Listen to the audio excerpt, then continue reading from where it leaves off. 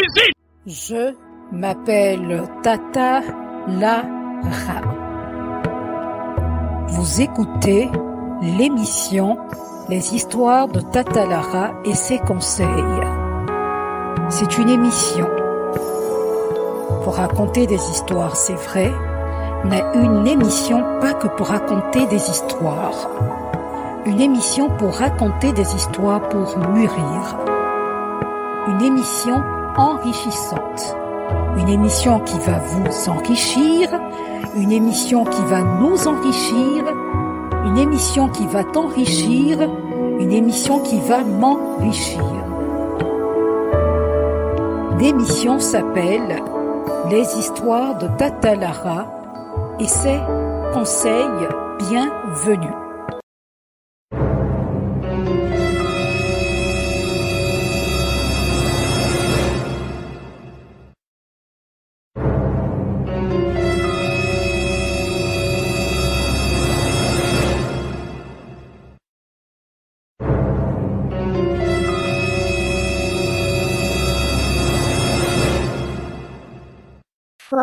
Une histoire sera racontée.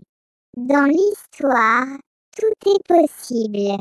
Dans l'histoire, tout peut chambouler. Dans l'histoire, tout peut se passer. Dans l'histoire, tout peut arriver. C'est quoi l'histoire du jour? Qu'est-ce qui va se passer dans l'histoire? Ça va bientôt commencer. Il faut écouter et regarder. L'histoire du jour de Tata Lara. Chaque histoire est particulière. De quoi va parler cette histoire? Qui vit l'histoire? Quels sont ses problèmes? On va tout savoir dans peu de temps.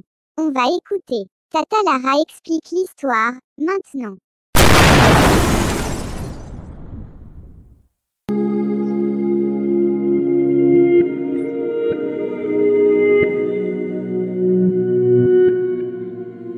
Tata Lara. Je suis un jeune Africain qui se drogue. Jeune, j'étais tranquille et réservé. Je collectionnais les mentions d'excellence à l'école. Très rêveur, j'entretenais de beaux projets d'avenir et en apparence, tout laissait croire qu'ils allaient se réaliser. Cependant, je traînais un complexe d'infériorité que j'attribuais à mon surplus de poids.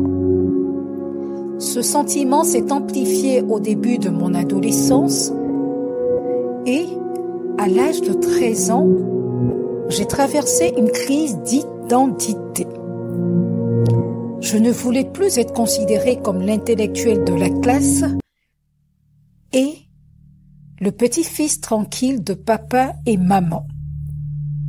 Je souhaitais m'intégrer au sein du groupe rebelle de l'école et souhaitant me tailler une place parmi eux, je leur donnais des cigarettes, je les invitais chez moi quand mes parents partaient en voyage. J'étais prêt à tout pour combler mon besoin d'être reconnu. Du même coup, j'ai vite été initié à l'alcool, aux drogues et à la sexualité. Bref, la fête commençait. J'ai aussitôt constaté que mes diverses consommations me permettaient de m'extérioriser. Mes peurs et ma timidité s'envolait, ce qui me donnait l'impression de devenir une personne beaucoup plus intéressante. Mes nouveaux comportements ont affolé mes parents, mais j'étais plutôt indifférent aux problèmes que je causais. Seuls mes amis, mon amoureuse et ma consommation m'importaient. Mes saisons signifiaient le début des responsabilités, et pour payer mes consommations, j'ai occupé mon premier emploi. À cet effet, j'ai adopté une apparence acceptable au grand bonheur de mes parents pour qui la réussite sociale était très importante. J'ai investi beaucoup d'énergie afin de sembler bien, croyant ainsi éliminer mon malaise intérieur.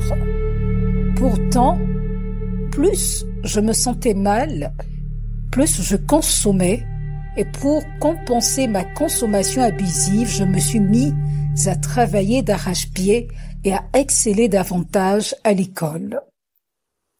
C'était ma façon de me déculpabiliser, et j'ai fini par me sentir essoufflé par le tempo de vie infernal que je m'imposais. Du cannabis à la cocaïne, actuellement c'est la descente aux enfers. De plus en plus, j'ai des yeux rouges. J'ai commencé à rentrer de soirée au petit matin avec les yeux rouges, l'air un peu hagard. Très inquiète, ma tutrice a fouillé dans mes affaires et il a trouvé du matériel qui ressemblait à une pipe à eau. C'était une bouteille d'eau avec un trou dans le bouchon, un stylo bic sans la mine. Un médecin lui a confirmé qu'il s'agissait bien de cela. Ma tutrice vient de comprendre que je fume de la drogue et du cannabis. Jeune drogué s'est gâté. Depuis, c'est bizarre à la maison avec ma tutrice qui a tout découvert, mélangé. Je ne sais plus quoi faire. Je suis drogué. Attrapé. Je suis un drogué qu'on a attrapé. Je me pose des questions. De nombreuses questions. Des questions. Et plusieurs questions restent encore sans réponse. J'ai besoin de vos avis et vos conseils pour me décider. Je vous écoute. Concernant mon histoire, quel est ton avis, Tata Lara, par rapport à mon histoire? Quels conseils tu vas me donner, Tata Lara?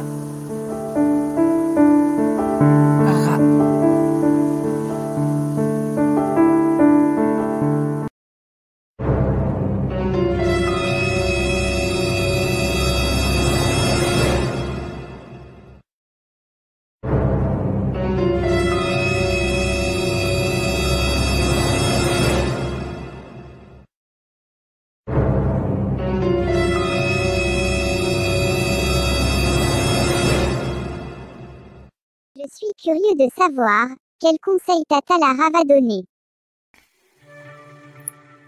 Il n'est pas toujours facile de faire face au délicat sujet qu'est évidemment la drogue. Et il n'est pas toujours facile de parler aux jeunes d'abus de substances ou de toxicomanie. Mais à l'heure actuelle, c'est plus important que jamais. Les parents jouent un rôle essentiel, même les éducateurs, les tuteurs et les tutrices, vous êtes le modèle de rôle le plus important de l'enfant, de votre enfant, et aussi sa meilleure défense contre la toxicomanie. Avec votre ado, il faut parler de toxicomanie souvent et régulièrement. L'idée n'est pas d'avoir une seule grosse conversation au sujet de la toxicomanie. Il faut mieux avoir plusieurs petites conversations. Il faut toujours tenir compte du point de vue de votre ado et aborder ces conversations avec empathie et compréhension. Il faut écouter, respecter ses opinions, aborder ces questions avec une curiosité et un réel intérêt plutôt qu'avec peur et inquiétude. Restez informés. Les éducateurs, les éleveurs, les parents des enfants devraient être la première source d'information de leurs enfants lorsqu'il est question de toxicomanie. Donner des informations pertinentes, significatives et équilibrées à votre ado pour qu'il se sente habilité à faire des choix sains. Vous n'avez pas besoin d'être un expert sur l'alcool et les drogues, il suffit d'être là pour parler de ses préoccupations et de répondre à ces questions de manière éclairée.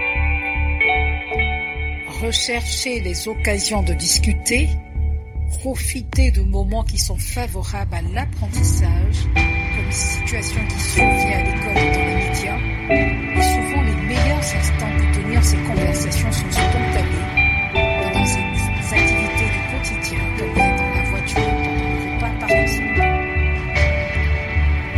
Comprenez pourquoi les jeunes se tournent vers l'alcool et la drogue et en examinant les facteurs qui incitent souvent les jeunes à essayer différentes substances. Vous pouvez aider votre ado à mieux comprendre pourquoi et comment faire ses choix. Et ces facteurs d'incitation comprennent la pression des pairs, l'influence des amis, la curiosité, le soulagement du stress et la quête du plaisir. Comment arrêter la drogue? La dépendance à la drogue, ce n'est pas une fatalité. Peu importe le degré d'addiction, il est possible d'arrêter la consommation des stupéfiants grâce à la motivation aux différentes techniques de sevrage. Plusieurs personnes nombreuses sont passées de la toxicomanie à une vie plus saine. Il faut vous libérer des chaînes de l'addiction et vous allez savourer la liberté, oser le changement et faites jeunes drogués le premier pas vers une vie sans drogue. Il faut prendre un rendez-vous d'information préalable avec un conseiller pour une transformation qui est durable. Vous qui consommez de la drogue, vous devez savoir que vous êtes exposé à des dangers. Oui, la drogue, c'est néfaste. Vous devez le noter.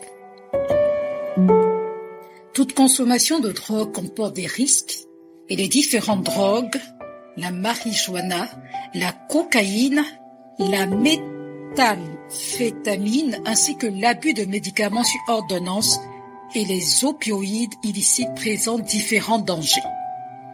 En plus de la dépendance que peuvent entraîner les drogues, leur consommation peut également causer des accidents, des problèmes de santé, des problèmes de sommeil. La consommation de drogue peut être éprouvante pour le consommateur et pour ses proches. Ce n'est pas parce que certaines drogues sont légales qu'elles sont moins dangereuses. Les pressions de la vie sont omniprésentes.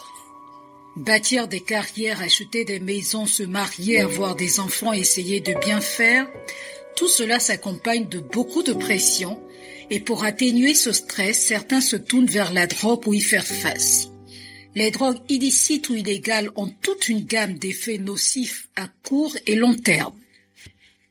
Les méfaits à court terme sur la santé sont ceux qui peuvent survenir à la suite d'un épisode d'utilisation de drogue ou d'une utilisation pas appropriée. Celle-ci varie considérablement selon le stupéfiant utilisé, le type ou la quantité, et peuvent provenir du stupéfiant lui-même ou de la manière dont il a été pris. Et prendre des drogues illicites peut causer des maladies respiratoires telles qu'une toux qui est chronique, une respiration qui est sifflante, un essoufflement ou une bronchite chronique. Et un certain nombre de drogues illicites sont associées à des troubles de santé mentale. Les utilisateurs réguliers peuvent également rencontrer une série de problèmes sociaux, juridiques, financiers et émotionnels. La consommation de drogue peut bouleverser toute une vie et celle de l'entourage. Alors, si tu consommes la drogue, fais l'effort de faire un sevrage à la drogue parce qu'il y a des dangers qui, bien sûr, vont te fatiguer. Il y a des bénéfices à arrêter la drogue. La consommation de drogue impacte l'existence à différents niveaux, physique, mental, économique et social. Et en dépit de ces conséquences, il peut être difficile de franchir l'étape du sevrage. Une prise de conscience et le soutien de l'entourage sont souvent nécessaires pour s'engager sur le chemin de la guérison.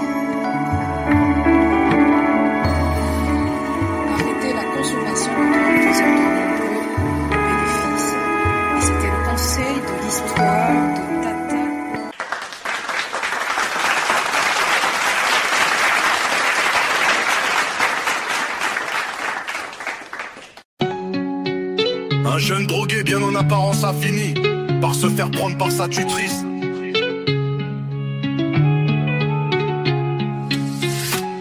Sa tutrice vient de l'attraper. Elle sait qu'il consomme la drogue. Toujours compliqué comme histoire, c'est gâté. C'est l'histoire que vit le jeune drogué attrapé. Quelle histoire? C'est l'histoire numéro 3 de Tatalala. C'est l'histoire de Tatalala.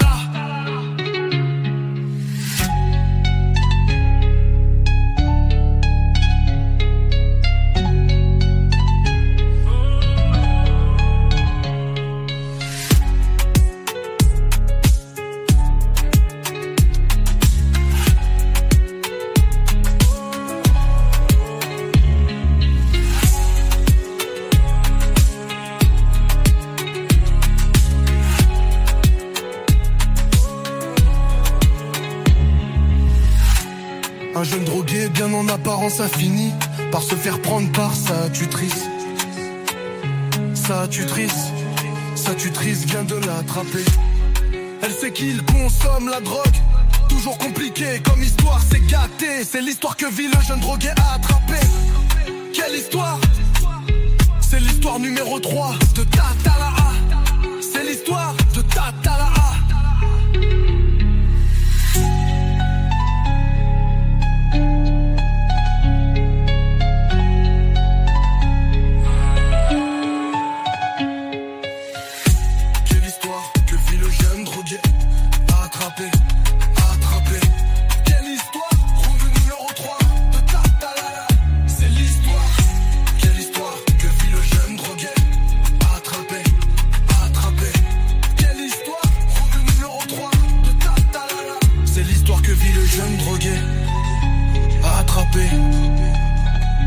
Quelle histoire? Numéro 3 de Tatalala. C'est l'histoire de Tatalala. C'est l'histoire de Tatalala. De Tatalala.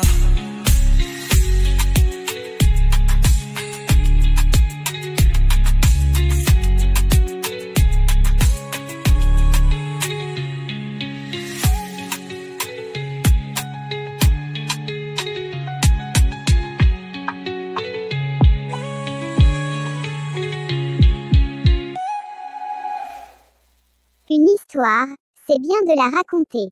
Derrière une histoire, se cache un problème. Un problème, ça peut arriver à n'importe qui. Ça peut arriver à toi. Ça peut arriver à moi. Que cette histoire de Tatalara racontée par Tatalara te serve de leçon. On se donne rendez-vous, une prochaine fois. C'était l'émission Les histoires de Tatalara et ses conseils. Une belle femme va au-delà du physique. Une belle femme est intelligente et doit surprendre. Une belle femme, c'est pas celle qui séduit par sa poitrine, ses cuisses ou par son physique. Une belle femme est capable de travailler honnêtement à la sueur de son front et non à la sueur de ses fesses. C'était l'émission Les histoires de Tatalara et ses conseils. Je m'appelle Tatalara. Un jeune drogué bien en apparence a fini par se faire prendre par sa tutrice.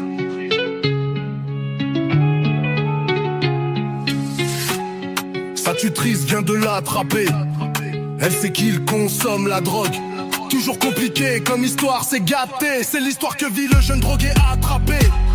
Quelle histoire? C'est l'histoire numéro 3 de Tatalala. C'est l'histoire de Tatalala.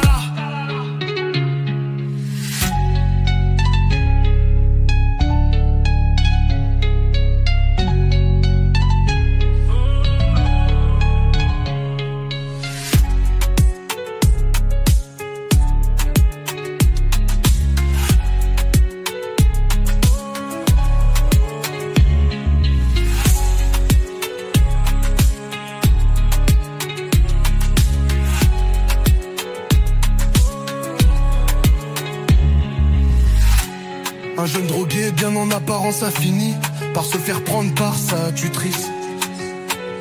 Sa tutrice sa tutrice vient de l'attraper. Elle sait qu'il consomme la drogue. Toujours compliqué comme histoire, c'est gâté. C'est l'histoire que vit le jeune drogué attrapé. Quelle histoire? C'est l'histoire numéro 3 de Tatalaha. C'est l'histoire de Tatalaha.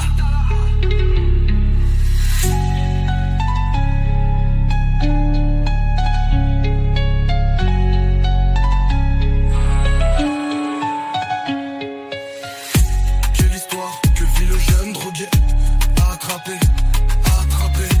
Quelle histoire? Round numéro 3 de Tatalaha. C'est l'histoire. Quelle histoire que vit le jeune drogué attrapé. Quelle histoire? Round numéro 3 de Tatalaha. C'est l'histoire que vit le jeune drogué attrapé. Quelle histoire? Numéro 3 de Tatalaha. C'est l'histoire de Tatalaha. C'est l'histoire de Tatalaha. De Tatalaha.